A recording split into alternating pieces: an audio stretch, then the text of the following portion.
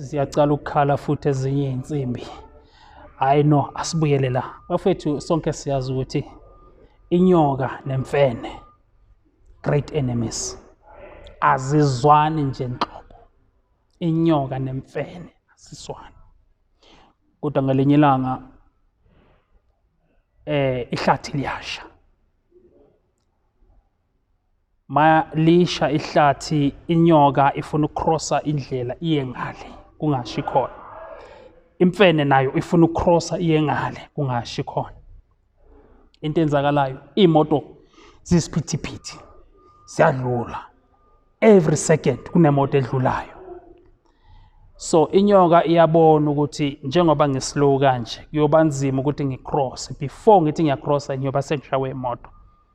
Yathi ke inyoka, lana we have a common goal ukuthi sijumpele ngale. Bengisacela wena mfene ukuthi ngicela nje ungipephe ungibeke la emhlane sicrosse. Mina nawe sizoba safe mase singale. Imfene yathi hey wena ngikusaba kanje ngikuthembe. Inyoka yathi ya kukho kubi. Ya ngeke ngize ngikulume. Mina nawe sine common goal ngoba sonke sisaba ukushayiswa imoto ene ngapha ihlathi liyasha. Imfene yathi alright mawusho nje akunankinga. Woza ngikupephe. Yagibela inyoka phezulu kwemfene. Imfene yathola ithuba yacrossa. Sawela ngale zozimbili. Inyoka lase imfene la icala khona ukurelaxa kuthi inyoka mayihlike. Inyoka yayiluma imfene. Hawu imfene yathi mfowethu ngikuthembe kangaka. Ngenze konke okusemandleni ngakuthwala. Ngashesha ngacrossa nawe imoto ukuze singasishayisi. Ukuze singashi. Wangiluma mfethu sengikusize kangaka. Inyoka yaphendula yathi inhloso yami beyinhle masingale kwendlela. Kodwa njengoba sesingapha angisenzi okwenhloso sengenza okuyimvelo. Ngidalwe njalo mina ukuthi engikubonayo ngikulume.